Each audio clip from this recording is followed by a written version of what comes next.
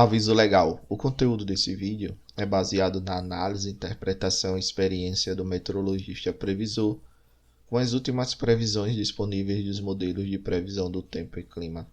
Qualquer uso da opinião expressa sobre as previsões do tempo e clima neste vídeo para a tomada de decisão de terceiros exime o meteorologista previsor da responsabilidade sobre a mesma. Analisem e usem as informações com cuidado. Quer ajudar esse projeto? Veja a descrição deste vídeo. Olá pessoal, vamos dar uma olhada agora nas nossas previsões de hoje, do dia 21 de fevereiro de 2021. Então, vamos aí olhar bem, o que aconteceu no dia 19. A gente vê claramente que houve um avanço aqui das chuvas em direção à região mais do semiárido nordestino. Aos poucos essa chuva está gradativamente avançando e tentando chegar aqui à costa mais norte e mais leste do Nordeste, porém ela ainda não está conseguindo devido principalmente à ainda atuação um pouco daquele sistema de alta pressão. Tive também aqui na região do quadrilátero dos reservatórios algumas chuvas distribuídas e também aqui nessa porção mais a leste da região norte, pegando parte aqui também da região nordeste do Mato Grosso.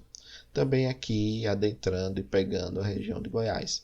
Região centro-sul bem seca. E aqui a região, mais na ponta aqui da região norte do país.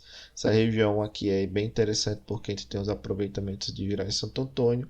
Principalmente aqui a figura não mostra, mas também na região centro-norte da Bolívia tivemos uma boa chuva que deve chegar aqui a alimentar a bacia do Rio Madeira, chegando a Virar e Santo Antônio nos próximos dias.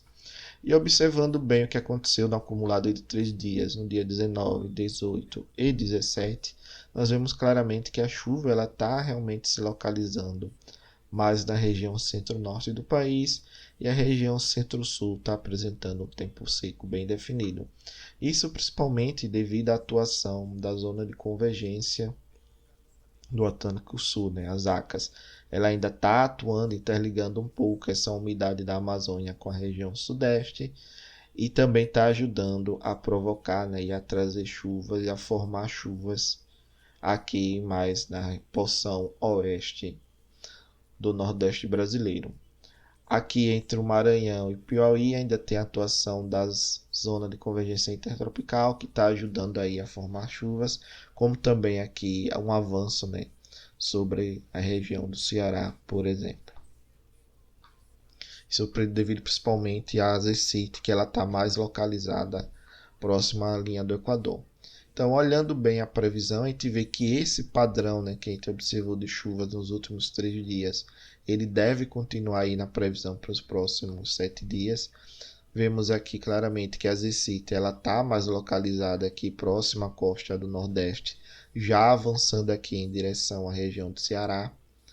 Então a gente vê claramente que ela interage bem com as chuvas desde o Pará até aqui a região do Piauí e um pouco no litoral oeste do Ceará. Claramente, nós vemos ainda a continuação aqui da formação das ACAS. Essas ACAS ela está ajudando a criar convecção e trazer chuvas para essa região. Essa região aqui mais costeira, ela está tendo um tempo mais seco devido à atuação de 2 sistemas. Primeiro, um sistema de alta pressão em médios níveis, está ajudando a trazer escoamento de umidade e mantendo ele um pouco mais no oeste da Bahia, aqui no norte de Minas Gerais, como também a atuação de um vórtice ciclônico em altos níveis que está ajudando a manter essa região da costa leste e costa norte, que parte, na verdade, da costa norte e do nordeste um pouco mais seca. Então, esse panorama que a gente está vendo aqui nessa figura da direita, essa figura é a previsão para o dia 28. Na verdade, ele deve acontecer ao longo desses próximos 7 dias e deve se manter, acredito que até aí o final da primeira semana, na verdade, os primeiros 7 dias, 8 dias do mês de março. Então, o que nós vemos é uma região centro-sul do país com um tempo bem mais seco, umas ACAS aqui formada ajudando a trazer, né, e manter essa convecção aqui da Amazônia na região sudeste e também ajudando aqui a ter meio que um acoplamento com a ZCIT, trazendo também uma boa umidade para a região do semiárido nordestino. E as duas, na verdade, as três regiões que devem apresentar realmente o tempo mais seco é a costa leste do Nordeste, parte da costa norte, a região aqui centro-sul do país e essa região aqui mais ao extremo norte, né, da América do Sul. Então ela deve continuar tendo aqui esse padrão de chuvas e isso, né, deve permanecer, eu acredito, ao longo tanto da primeira quinzena do mês de março como durante o próprio mês de março. Olhando o campo, né, de pressão atmosférica em baixos níveis, nós vemos que tem a atuação desse sistema de alta pressão, mas ele não está intenso como ele esteve, né, na verdade, um mês atrás, mais ou menos, onde ele impedia até o avanço desses sistemas frontais e mantia as chuvas mais concentradas na região centro-sul do país. O que acontece é que a gente tem um avanço de alguns sistemas, algumas baixas pressões, e acabam ajudando aqui a formar umas acas ou um corredor de umidade entre a Amazônia e a região aqui sudeste do país. Contudo, essas acas ela tá fraca, né? Ela não é umas acas tipicamente, como a gente poderia dizer, né, que acontece normalmente nessa época do ano. Ela tá tendo essa formação, ela tá tendo uma formação aí trazendo poucas chuvas, não tá sendo uma chuva tão volumosa como normalmente ela traz, que cai muita chuva em um intervalo de tempo curto, né, 2, 3 dias, mas ela está ajudando aí bem a manter a umidade no solo e aumentar as vazões, principalmente ali nas bacias do norte, né, Xingu e do Tocantins, Araguaia, como também na região ali do São Francisco.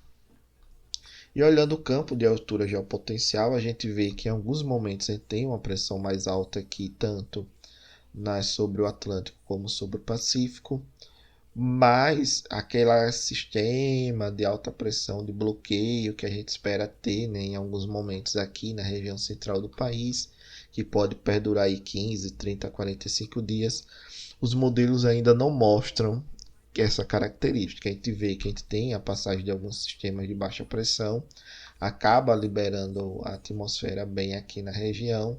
Lá na virada do mês a gente vê aqui um geopotencial de 588, 585 fechado, né, que poderia exemplificar um sistema de alta pressão mais forte, mas nada tão significativo assim acima dos 590 ou 5.900 e outros modelos que possa dizer realmente que a gente vai ter um bloqueio. Então a gente continua naquele padrão de gangorra barométrica. Em algum momento a pressão está levemente mais alta, em algum momento a pressão está mais baixa do que normalmente acontece. Essa é a época do ano. E com isso, o que é que nós vemos? Que a gente deve ter em alguns momentos um período mais seco sobre o país e em alguns momentos um período mais chuvoso. Mas nada fora do que realmente aconteceu durante esse mês de fevereiro. Olhando bem agora nessa questão do posicionamento, a gente vê aqui o sistema de alta pressão atuando. Por exemplo, aqui um pouco mais na costa, a gente vê uma chuva bem distribuída na maior parte do país, com exceção da região centro-sul. Chuva avança, chega aqui um pouco na região nordeste. Alguns pulsos das ECIT e das POAs atuam aqui tanto na costa norte, né, como na costa leste do nordeste. Depois a alta pressão ela ganha um pouco mais de força e joga essa chuva, né, esses sistemas que provocam chuva mais na região centro-sul, lá para o início de março, mas fica nessa gangorra, né? Em alguns momentos chove mais no centro-norte, em alguns momentos chove mais no centro-sul do país, e é o que deve persistir, acredito, ao longo desse mês de março. Tu vê aqui claramente, no final do horizonte, o sistema de alta pressão atuando aqui sobre essa região. Vocês vão perceber, ó, avança, forma as acas, depois a alta pressão ganha força, essa chuva ela não consegue mais avançar muito, volta a atuar na região centro-sul e a gente vê aqui um sistema de alta pressão bem atuante, mantendo essa chuva mais aqui na região centro-sul. E assim você fica com essa brincadeira, nessa gangorra de um sistema de alta pressão atuando mais na costa do sudeste, joga a chuva mais para a região centro-sul, pegando bem os estados do sul, região do Mato Grosso, ali de Mato Grosso do Sul, São Paulo. Depois esse sistema ele enfraquece, volta a chover ali na região de Minas Gerais, da Bahia, principalmente na região do semiárido nordestino e por aí vai. O único ponto comum, né, nesse período aí dos próximos 15, 20 dias é que a gente ainda deve manter essa chuva aqui mais localizada realmente no norte do país, pegando bem as bacias do Xingu e do Tocantins.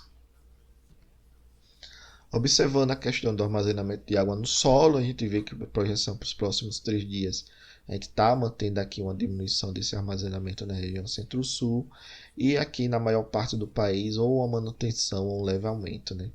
Aqui próximo à Bahia, aqui o Piauí, sertão de Pernambuco, a gente observa uma pequena diminuição e aqui a maior parte da costa norte e leste do nordeste uma manutenção aí do estado atual, né? Que na verdade o solo está muito seco para essa época do ano. Então vamos acompanhar para ver o que vai acontecer nos próximos dias.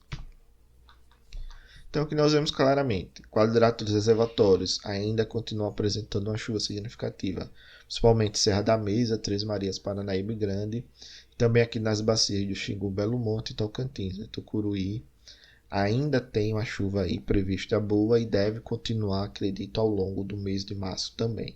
Pelo menos esses primeiros 15 dias de março, a gente vê claramente que a bacia do Xingu e do Tocantins ainda vão apresentar chuvas bem significativas. Região sul deve apresentar diminuição das vazões, principalmente pelo retorno do tempo seco, atingindo as bacias incrementais da Itaipu, bacia do Paranapanema, bacia do Iguaçu e Uruguai. Destaque ainda fica um pouco para a região do Rio Madeira, que está apresentando aí um aumento gradativo nas vazões, principalmente devido às chuvas que têm acontecido no centro-norte da Bolívia. E observando agora os modelos que o ONS trabalha, a gente vê claramente que os 3 modelos mostram um padrão aí de zacas. A diferença entre eles é que o ETA está com a diferença mais gritante na questão da intensidade da chuva, enquanto o GEFS e o SMWF colocam intensidade boa, o ETA coloca assim, em alguns pontos a intensidade boa, mas em outros pontos aí uma intensidade menor do que os outros modelos, né, nessa precipitação acumulada para os próximos 10 dias.